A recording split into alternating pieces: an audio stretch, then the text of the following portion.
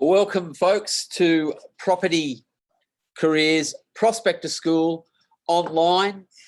Here we are again in the midst of foothold. Many of you are trying to break into a market, break into your career, or indeed rejuvenate a market or move your career up to the next level. And this is obviously in the business that we're in, that of real estate sales, is achieved through mastering the art of prospecting. And Prospector 4 is our claim to fame. We've had some enormous success this week, and this is just moving on to the next program. This is, of course, with Sales Trainer, and of course, the Sales Trainer Online List and Sell.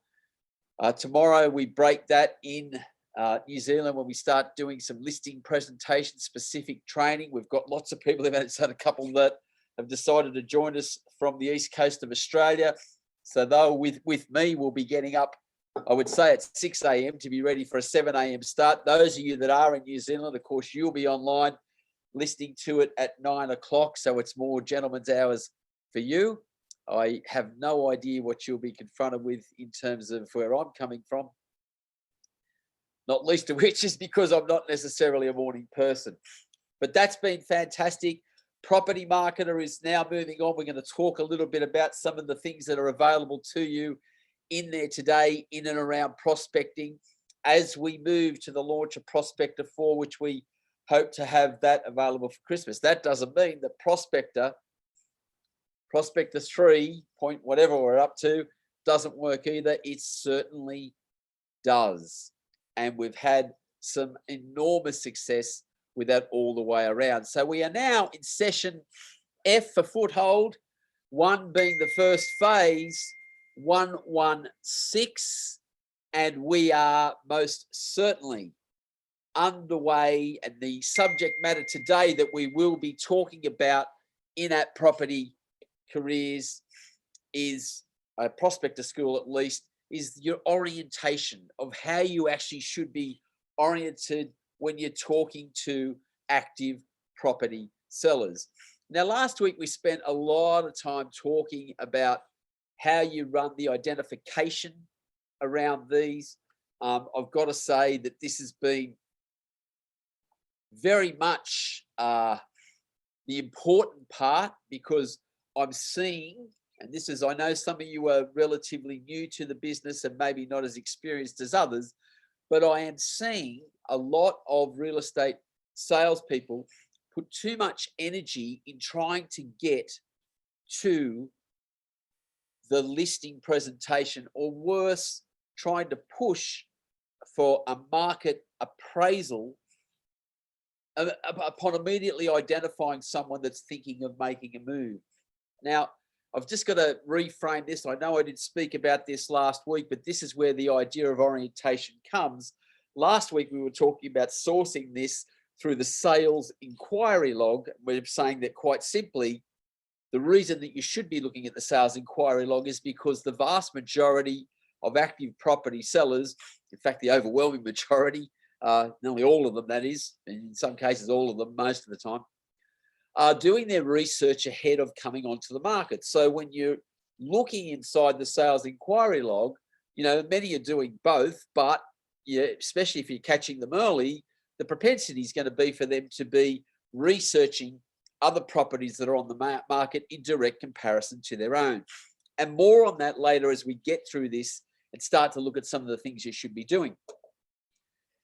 But, you know, and we know that this is the best place. It's not cold calling, it's warm prospecting at worst, because in most instances, these people may not have the capacity to buy or sell real estate, but invariably they will have the willingness to buy or sell real estate. So this is important that we are focused on this particular area of prospecting, because at worst it's warm and you can convert them across to hot and active prospects. But of course, what we want to avoid in doing this is not pushing too hard to get to the presentation. So I want to tell you the goal, and I hope you are taking notes right now. The goal, if nothing else, around this type of prospecting is to secure a listing presentation, not a market appraisal.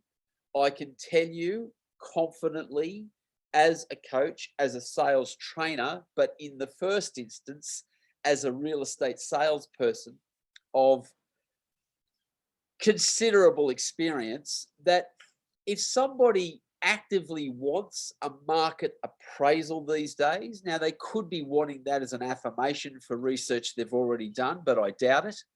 Most of the time, if they want a market appraisal, this would suggest to me that they're not selling. Doesn't mean they don't own a property, doesn't mean they don't want to get an idea, but because they're not an active property seller, as the title suggests, being active, they're actively researching the market ahead of selling. That would tell me that there's some underlying motive attached and they do want to make a move. So I can confidently tell you it's not foolproof, but 9 times out of 10, if somebody wants an appraisal, they're in all likelihood not selling. Now, of course, if we mention the word buyers and or we mention the word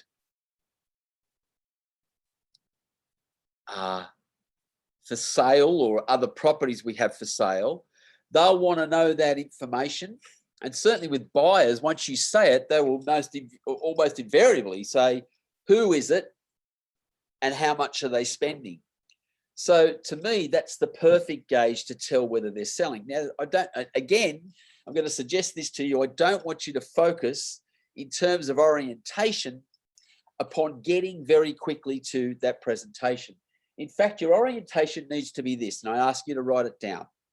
Your orientation in prospecting is to win a presentation by invitation rather than by solicitation. Why do I say this? It almost sounds like it contradicts what I've said before, but I know that you might be zealous. Yes, I like your focus to be on winning a listing presentation, but that zealousness, and if you go at trying to secure that prematurely, it's been taken the wrong way in this environment, particularly those areas where you are in some sort of lockdown or you've got some sort of COVID restriction or even on the hangover of it. You know, most people are thinking agents don't care. All they really are focused upon is getting in and doing the presentation. So to my attitude has always been that you've got to give, and you've got to give to the point that it hurts. Let me put that in simple context. Give without any expectation of anything coming back. Just be a professional, just care, just give them what it is that they want. And so it is. The protocol that we run around this is fairly simple, that we are first and foremost focused on the qualification.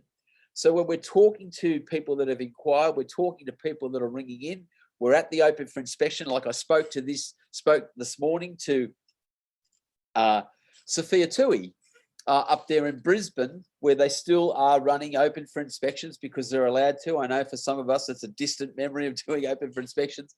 But when you know prospects are coming through, they are having set up the invitation correctly. So the invitation to the open for inspection more or less says, we'd like you to, if you're researching the market ahead of selling, we'd like you to come and check out our welcome home.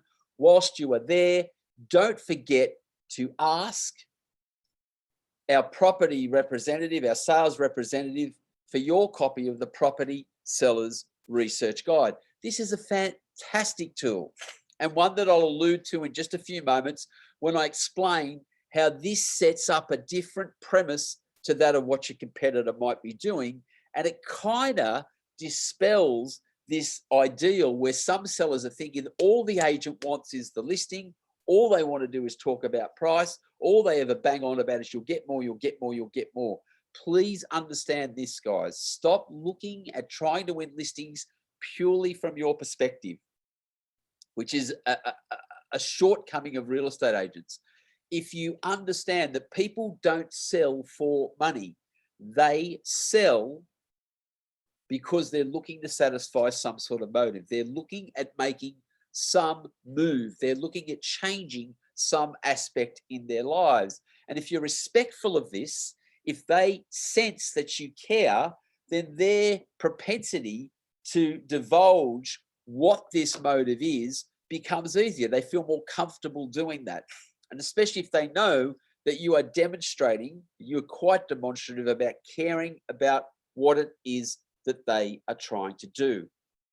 So that's that first line. So I'm just recapping that when you are prospecting, qualification comes first. The moment you recognize that, you know, they might say we need to find something first, but you now know that they eventually are going to sell a property. Don't panic. Don't start tripping over your own tongue around this. Just then move to identification of the motive. Where are you coming from?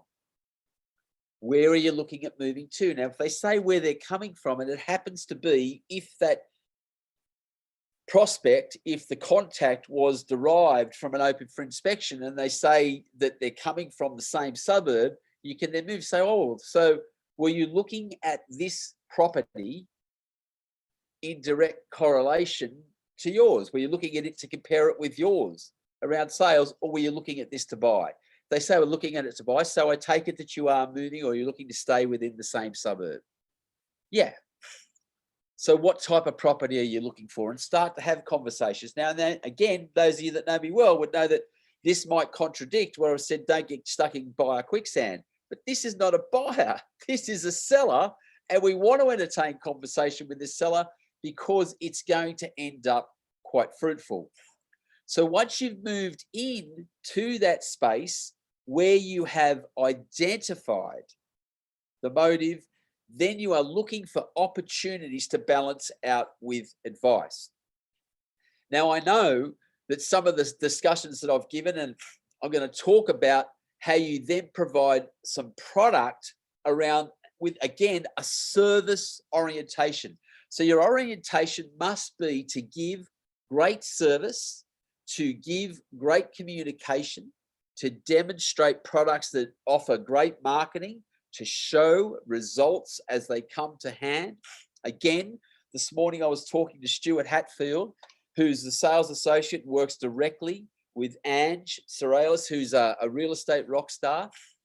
And we were talking about the things that they could do. They've done some extraordinary work where they've been able to, you know, first and foremost, list a property for sale on the back of selling one of their listings. So the owner of the one that they listed came and bought the property without visiting it, because in Victoria, they're not allowed to show properties. So they did it all virtually, bought the property, and then he ran a virtual listing presentation and then listed their property for sale.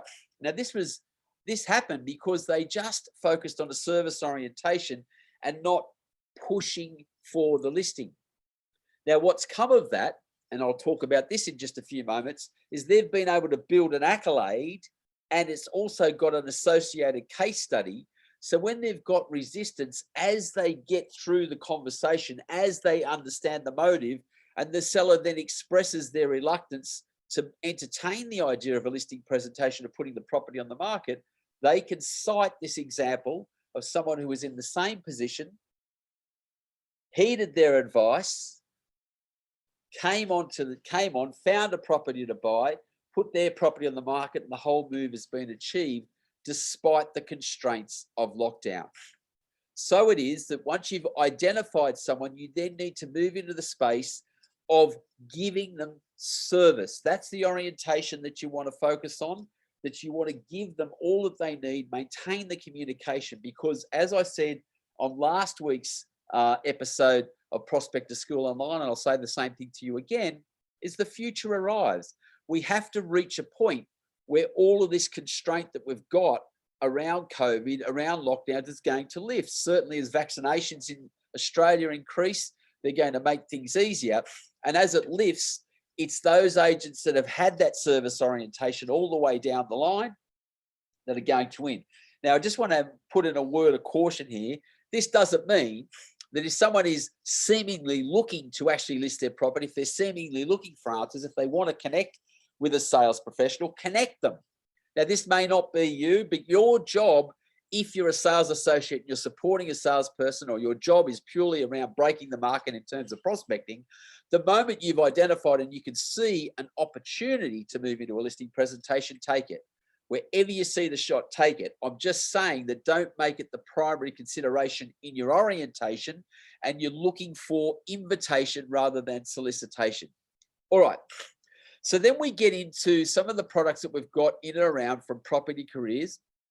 And importantly, we're also looking at creating a strong orientation with service. So if I'm talking to this client and I've identified them, and all of a sudden they're talking about where their property might sit, or they don't have a correct idea about it, if they are researching the market, they say, look, we're just looking at the moment, we're not ready to do anything, we just want to wait till the fog lifts around this, you might say to them, well, would you like some information on recent property sales, what's actually going on and how it's all ordering in? Say yes. So this becomes an opportunity for you. And I would say, would you like me to send you a comparative market analysis? Now, there's nothing wrong with this, because what we are focused on is giving advice, not price. If they want information on price, far be it from you to give them an opinion of where you think the property sits, not least of which is because you haven't seen it.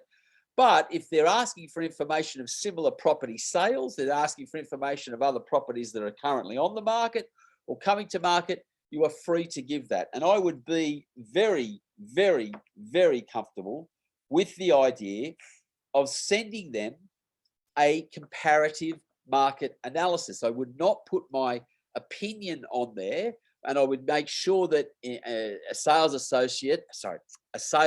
professional, if I'm working with one, knows that I am sending them that comparative market analysis, and I might even get that to be from them. But to send them that information, I'm quite comfortable with that, so long as you're not getting into the realms of offering an opinion, because this can polarize you as it sits inside the market. You would also want to send them a property seller's research guide, or some sort of pre-listing kit if you don't have a property seller's research guide. But I've got to tell you, I'm all for sending them something that sets up a different platform. And I think this is just extraordinary. So if I know that they're not ready yet, but I can send them some information. Now, they may have already picked this up at your open for inspection, but if they haven't, then you need to get some sort of document like this out. Now, I'll show you what this one looks like and the information that's contained therein. I'll just show it to you briefly. I won't run through it piecemeal, but suffice to say that what this document does, just up the top there, hoping that you can see it, it basically says to people, you know, what's my property worth? It says there's two ways of looking at the value of a property. It tells them openly that there is the comparative value. That's nothing more than a benchmark. It's a subjective opinion. Yeah. And even here you see this is a formulation of the electronic version. If they clicked on that, they can order a free comparative market value report. Now, we tell them it's important to remember, as it says there, that no two properties are exactly the same to a buyer. But this is still a benchmark. This is still information that you can give them. It provides that service orientation. It gives you some subject matter to talk to them. You know, next time you're talking, they might ask about certain properties. You can give them information that they know about. We then turn down here, what will my property sell for? We say that market value is actually what you're going to receive. That will never be known until you take the property to market, but it's still some subject matter to which you can talk to them about, especially if you have underlying case studies that you can then represent.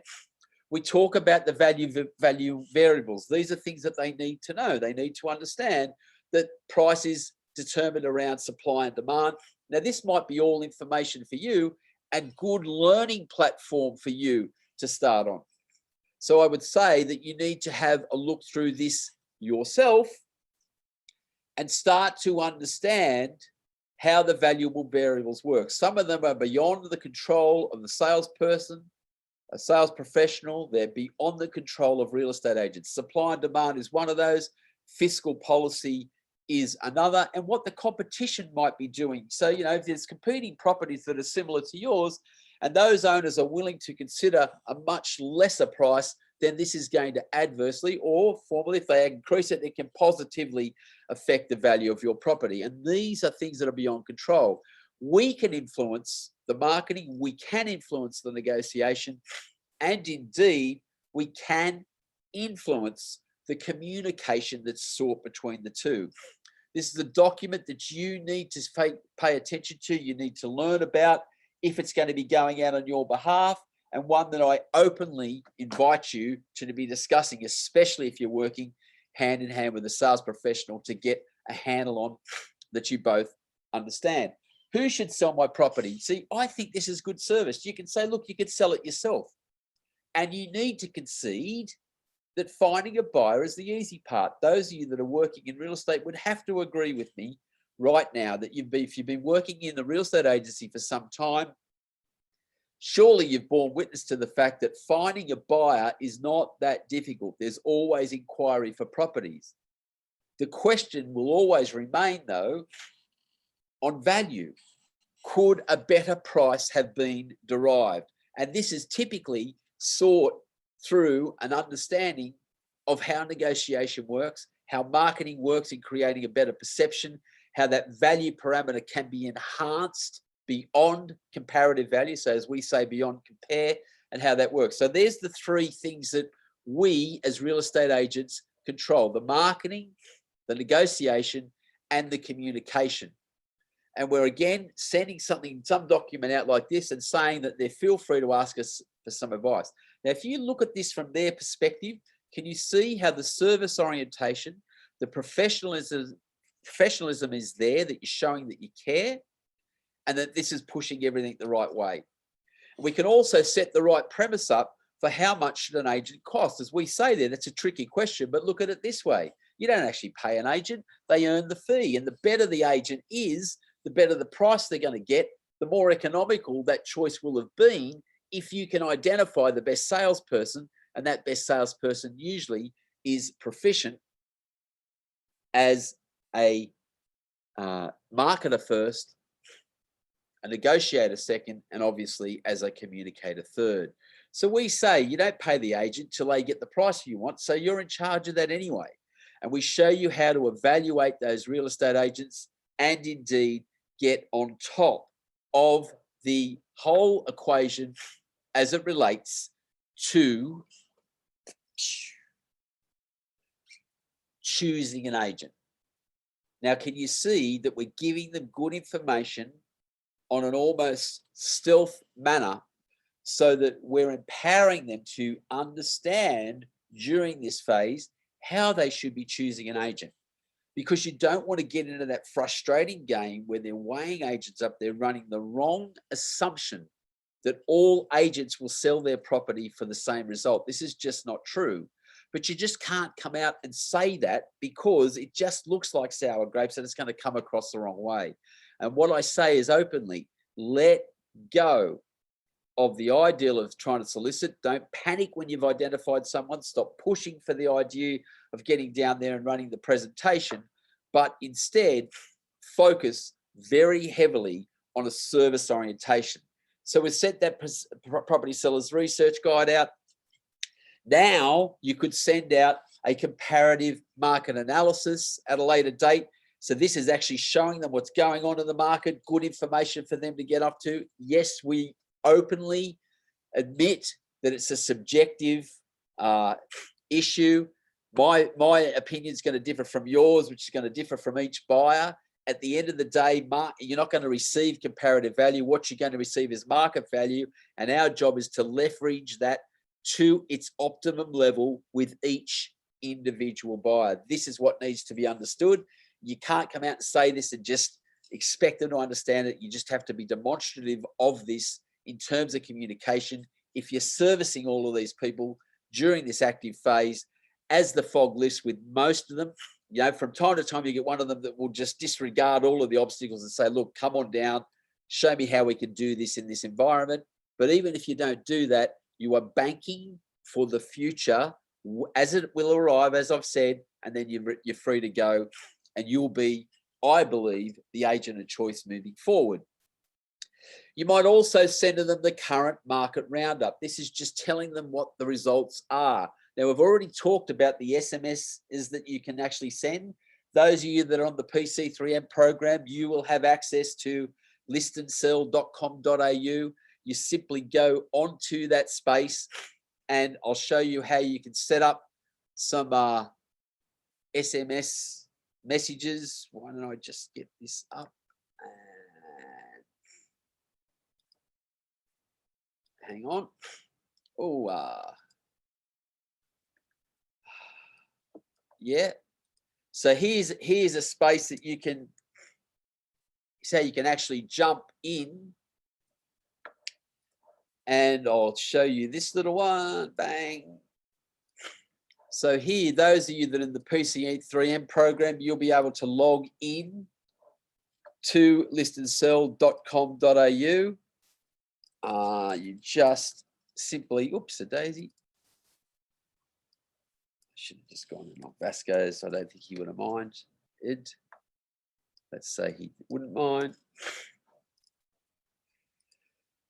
So you just log in, you come over here onto Sales Trainer, into support,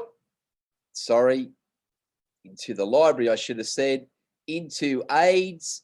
You then come down and you will see prospecting, proactivation, SMS marketing, your results. This again is a service orientation.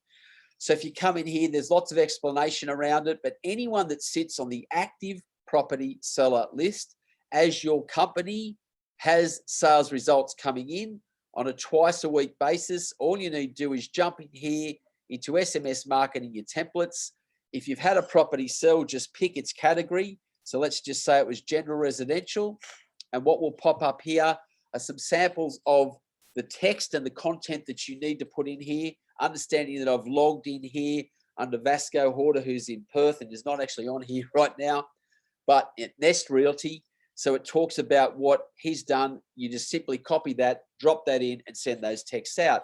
So what is that? Again, it's a service orientation. It is demonstrating to those owners that you are still moving people. If you look at the majority of the texts, templates that we have in here, they don't relate to high price. They don't relate to much more than talking about getting the motives satisfied. And of course, this is tantamount to the reason that people sell in the first place. So that's a simple place, again, for you to be able to look and have these working to your advantage. Cool. All right. So then we again move on. So there's the SMS texts.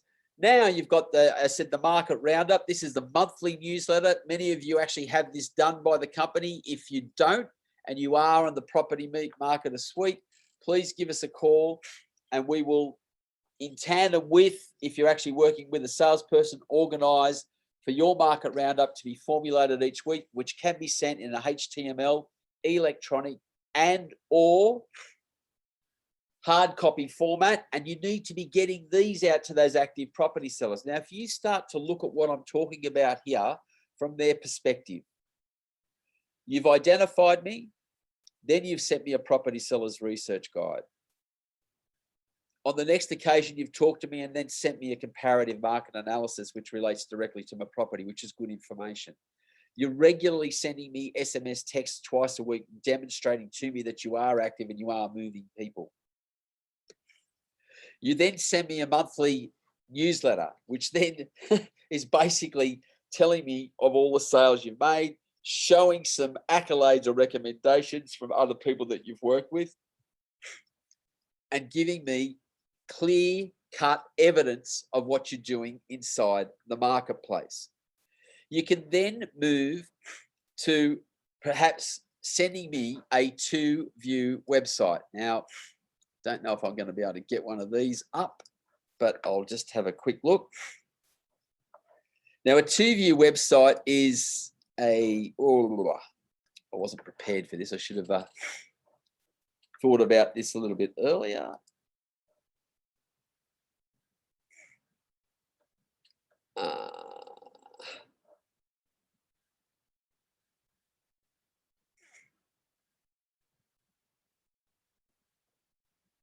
No, I don't actually have one here, folks. Sorry. Why don't I just go?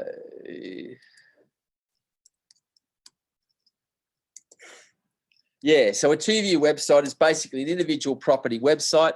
If you can send that out, and if you are on Property Market or you've got something similar, and you can show them an alternate to actually marketing properties, this is also great service and shows them how you can set them up, even if you are in an area that's struggling with this sort of thing right now. Actually, I'll bring one of those on next week because I just don't have time to get through that today. So I'll make sure that I show you one of those 2-view websites and show you how they work as well. But I'm not finished yet. The other thing that you can then send to them, of course, is evidence of your accolades. There'll be a continuation of this. I'll show you those again next week because I've thought about that. But basically what this is showing them is your testimonials. So other people that you've sold and that are singing your praises. I'm fascinated as to how agents forget about this. And I know that Viv Matthews is on here today, and he and Ron, that was one of the things that I gave them to do last week. I said, just focus on getting your accolades in order, and then because you can feed those out into any prospective seller. Look, it's a simple equation, people.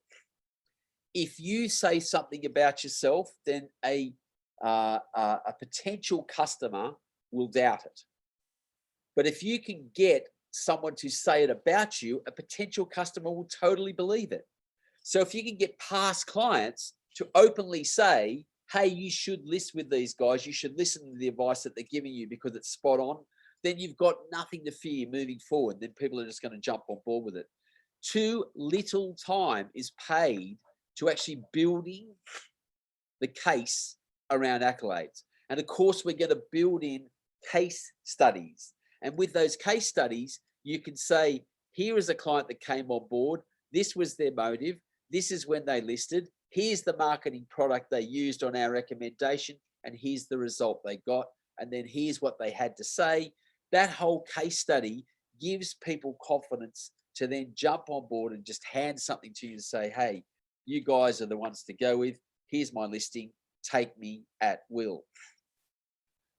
And then last but by no means least, if you've had this orientation and service and you're giving it across, by now you should be comfortable to send them potential information on specific buyers that you potentially have for their property, and then be happy to openly discuss budgets and everything else associated. Look at it from their perspective. If over a 4, 5, 6 week period, you've been given a service orientation around all of these facets, then undoubtedly they're going to be keen to hand the listing across to you the moment the lockdown clears, the moment the trouble dissipates. My name's Mark Dwyer. You can catch me at Mark with a K at propertycareers.com.au. If you're out there and you would like to jump on board with our PC3M program where we monitor, manage, and mentor you through to winning your listings as you go, please contact me at any time. We're more than happy to set up a program and a meeting where we can jump on board with you on a week-by-week basis. Or you can just simply contact me at +61 410 592 165. Hope you've enjoyed today's show, and we'll see you next week for Property Careers Prospector School Online.